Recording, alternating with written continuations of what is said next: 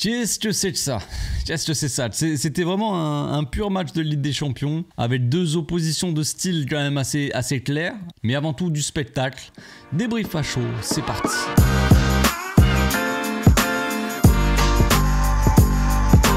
Au passage, n'hésite pas à nous rejoindre si c'est pas encore fait et à partager la chaîne autour de toi, ça fera plaisir à tonton. On a vécu une soirée Ligue des Championnesques, quoi. C'est vraiment typiquement match de Ligue des Champions, les grands soirs avec un scénario assez fou, une équipe qui prend l'avantage assez rapidement à l'extérieur en terrain hostile. Ils se font siffler, tout ça, sacrée ambiance au Bernabeu, on connaît un petit peu tout ça. Et très rapidement, donc City qui rentre dans le match, voilà. On sent peut-être un petit peu le Real vite fait taper derrière, avoir un petit coup derrière la tête, tu vois, un petit peu sonné, mais ça n'a pas duré très longtemps. Ils sont revenus dans le match, ils ont repris l'avantage, ils ont plutôt dominé, je dirais. Et un City qui s'est quand même réveillé bien comme il faut et qui a réveillé Lunin, qui était dans les cages. J'étais presque en sieste, hein, le gars il avait pas besoin d'être là. Et puis après au final voilà, dernier but de folie pour une soirée assez folle. Donc pour les supporters du Real ou supporters des City, ça doit être assez éprouvant de vivre un match comme ça. Moi je l'ai vu de spectateur, voilà, en tant que spectateur neutre, plus ou moins neutre, mais tu vois,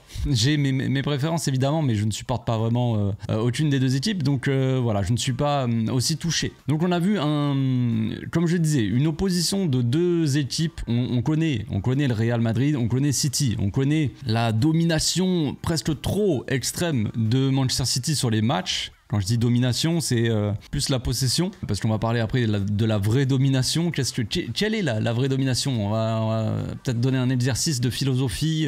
Vous avez 1h30 pour nous décrire tout ça. Mais bref, donc un City qui garde la balle pendant quasiment tout le match, quasiment tout le temps, et un Real Madrid qui laisse la balle, qui pose un petit bus quand même, on peut le dire, et qui joue les contre-attaques à fond avec des attaquants qui ont une totale liberté laissée par Ancelotti, qui connaît ses attaquants aussi, il connaît un petit peu les types, ils savent très bien que tu ne peux pas les mettre dans un rôle, on va dire, assez trop précis, tu vois, toi tu restes vraiment ailier gauche, toi tu restes dans l'axe, toi tu restes ailier droit, machin, non, il laisse de la liberté à ses attaquants, et ses attaquants en profitent et lui rendent bien, parce que ils foutent un bordel monstre, en fait c'est le calme et la tempête, c'est ce match-là, c'était le calme de City qui a gardé son calme pendant tout le match, qui n'a à aucun moment vraiment essayé de réveiller ce match. Tu vois, ils sont restés neutres. Genre c'était la mer noire, la mer très calme, tu vois, genre il n'y a pas une vague, il n'y a rien, on va rester tranquille les gars, on va pas se précipiter, on va pas essayer d'enflammer le match. Et de l'autre côté, le Real Madrid qui essayait d'enflammer le match dès qu'ils avaient la balle, ça partait dans tous les sens, ça partait très vite, tout ça. Donc vraiment voilà, deux oppositions de style, chacun son style. J'avoue que pour le coup, quand je regarde ce match là, nous supporters du Barça sommes assez proches de la philosophie, tout ça, avec Pep Guardiola évidemment. Quand je regarde ce match, je me dis que Pep, certes, c'est bien de dominer, certes, c'est bien de jouer voilà, ce jeu-là, le jeu de position, mais là, c'est un peu trop, parce qu'en fait, t'as rien. Il ne se passe rien dans cette équipe de City. Alors, il manquait certains joueurs, des joueurs qui auraient pu peut-être mieux défendre aussi sur Rodrigo et Vinicius. Un mec comme Kyle Walker, s'il avait été en forme, par exemple, et à 100%, et s'il avait été là, ça aurait été peut-être un petit peu différent. Mais vraiment, ouais, cette équipe de City qui ne met aucune folie, en fait.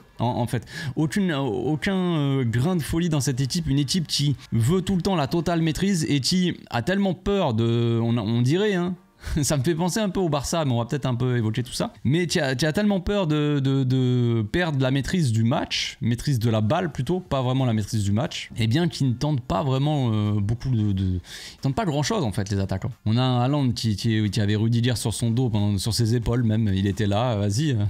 Rudiger qui a fait le même match qu'il avait fait au match aller contre Haaland, je crois que c'était la saison dernière. Et puis des ailiers qui sont dans la provocation, mais dans la mini-provocation. Quand on compare par exemple Grealish à Vinicius ou Rodrigo, c'est pas le même style d'ailier. Grealish il va provoquer, mais ça va être de la provocation plus QI football, tu vois, c'est-à-dire qu'il va éviter de perdre le ballon, il va essayer de provoquer un maximum pour libérer après le ballon et le donner à quelqu'un, tu vois. Vinicius et Rodrigo, ils vont plus faire la différence vraiment à eux tout seuls et essayer d'aller marquer carrément, tu vois, vraiment d'aller au bout de l'action, quoi. Bref, moi j'ai compris, peut-être pas, mais bon, tant pis. Donc comme quand je disais quelle est vraiment la vraie domination, c'est que on a l'impression que City a eu l'impression peut-être de dominer ce match, d'avoir la maîtrise de balle, donc ils avaient une domination sur le Real, et le Real, eux, on a l'impression qu'ils avaient la domination du match parce qu'à tout moment ils peuvent faire mal et à aucun moment ils étaient en danger vraiment en première mi-temps hein, principalement parce qu'en deuxième c'était un peu différent forcément, les City sont sortis les doigts comme on dit et en première mi-temps vraiment ils laissaient jouer City et il n'y avait aucun danger, ils pouvaient y aller tant qu'Haaland était tenu, les ailiers bien bloqués, il n'y avait pas de différence, il y avait très peu d'appels, très peu de profondeur dans cette équipe de City en première mi-temps, il n'y avait aucun appel, il n'y avait rien quoi. C'était une équipe qui ne bougeait pas, qui se faisait des passes quoi. C'était presque dégueulasse je dirais. Et donc voilà, un Real Madrid qui est sûr de sa force en fait, qui laisse jouer l'équipe en face et qui va les tuer en contre. Et donc quelle est la domination vraiment, tu vois? Qui a dominé l'autre? Quand on regarde le match, la première mi-temps, je dirais quand même que le Real a dominé City. Dans sa manière de jouer, certes, qui est une manière où tu n'as pas forcément le ballon, mais ils ont eu la domination, je trouve. Parce qu'ils ont laissé jouer, et à chaque fois qu'ils ont touché la balle, ils étaient dangereux. Le City, dans leur tête, ils ont dominé le match, alors que dans la réalité, ils étaient en train de perdre, par exemple. Ils étaient en train de perdre et tu avais l'impression qu'ils n'avaient pas envie de jouer, ils étaient beaucoup trop calmes en fait. Puis on a vu quand même en deuxième mi-temps que c'était plus un City qui joue aux échecs. On a un City qui joue aux échecs et un Real Madrid qui joue à toute autre chose. Je n'ai pas de comparaison là comme ça d'exemple, mais City qui joue un jeu d'échecs et qui reste toujours très calme, patient on va dire, par moments beaucoup trop calme en fait, c'est ça qui fait qu'on s'ennuie un petit peu. Un City sûr de lui et qui au bout d'un moment se dit on va revenir dans le match et c'est ce qu'ils ont fait. On sentait vraiment un City au bord de l'implosion, limite. On a cru que le Real Madrid allait marquer un troisième, un quatrième. Il y a eu beaucoup d'actions de la part de Rodrigo, Vinicius qui arrivait à s'infiltrer dans la surface, tout ça a passé. À chaque fois, c'était un petit peu limite. Bon, ils ont quand même mis 2 buts chanceux de ouf. Supporters du Real, soyons objectifs. Le premier but, il n'était pas cadré. Le premier tir de Camavinga n'était pas cadré. Il a été dévié dans ses propres cages. Et le deuxième but, Akanji qui revient un petit peu comme il faut. Et puis après, il contre, il dévie légèrement et ça rentre dans les cages. Mais c'est ça aussi. C'est ça le Real Madrid en Ligue des Champions. C'est la baraka. Et voilà, ils ont ce petit truc en plus qui fait que tu te dis qu'à tout moment, ils peuvent toujours revenir en fait. Sur la moindre occasion, sur le moindre truc, ils paraissent un petit peu en danger. Contre-attaque, but.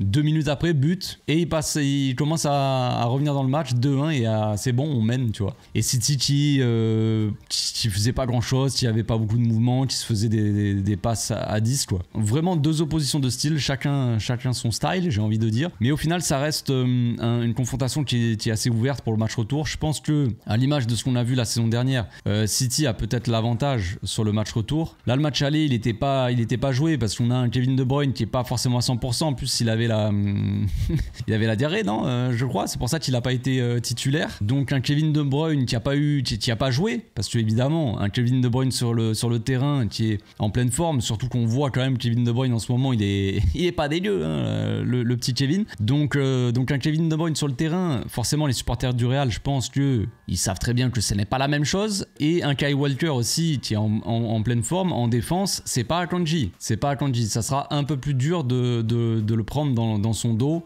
le prendre de vitesse aussi. Donc rien n'est joué, tout reste ouvert pour le match retour. Petit avantage City parce qu'ils sont à la maison et peut-être qu'ils récupéreront leurs joueurs, mais on ne sait jamais avec le Real Madrid ce qui peut se passer.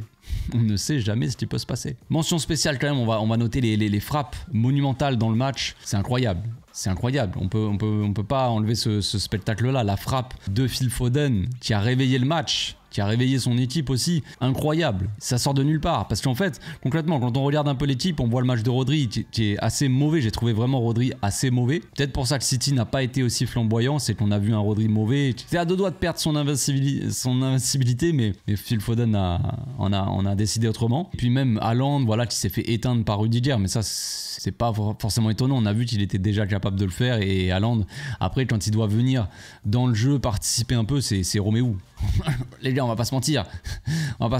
Haaland, quand tu lui donnes les ballons dans la surface et tout ça, qu'il a la place, qu'il est devant la cage, c'est Erling Haaland, tu vois. Haaland, quand il est bien bloqué, qu'il doit jouer dos au but et qu'il doit faire un peu le jeu, revenir en point d'appui, jouer en une touche de balle, c'est Oriol Romeu. Et encore, Oriol Romeu est un petit peu plus fin techniquement, je dirais. Voilà, si je peux oser la comparaison, bien sûr. Mais il n'y a pas grand monde qui a fait un bon match, ouais. Et côté City, vraiment rien de Bernardo Bernardo qui a fait une très belle première frappe aussi. J'ai oublié la première frappe de Bernardo en début de match là sur la faute de Tchouaméni. Tchouaméni il sera absent aussi hein, évidemment qui a pris un carton direct au bout de 30 secondes. Carton jaune donc suspendu au match retour, donc ça fera Tchouaméni en moins, Kevin De Bruyne en plus. Peut-être que bon, frappe monumentale de Bernardo qui joue très bien le coup intelligemment, qui a vu le gardien qui était décalé, il a tiré, Lounine qui fait une petite faute de main quand même un petit peu. On a parlé des buts du Real Madrid, bon bref, et après la frappe de Phil Foden et la frappe de Guardiol qui est un défenseur central gaucher qui te fait une frappe monumentale du droit. C'était une frappe à la Kevin De Bruyne. C'est quoi ce délire? Il y a que en Ligue des Champions qu'on peut voir ça. Je pense que c'est comme ça quoi. C'est les soirées un peu spéciales. C'était le premier but à Manchester City de Guardiol et c'était ce but là au Bernabeu de cette manière. C'est assez fou. Et puis on finit par la frappe monumentale de Valverde aussi, d'après les commentateurs Canal, Ernesto Valverde. Je savais pas qui jouait au Real. Très très fort. Très très fort. On sait que Valverde, quand il est dans cette position-là, quand il est en position de frappe, qu'il a un peu de place devant lui, soit il tire sur un balcon, soit il tire dans les cages, il arrache les cages. Et là, il a totalement arraché les cages. Donc très belle frappe aussi de Valverde, beau centre de Vinicius. Voilà. Un match un petit peu foufou, une soirée assez spéciale. Maintenant, place au match de demain, les amis. On se retrouve demain pour l'avant-match en live, 1 heure avant le match. Barça-PSG. PSG-Barça. Et puis après pour les débriefs. D'ici là, portez-vous bien, passez une très bonne soirée.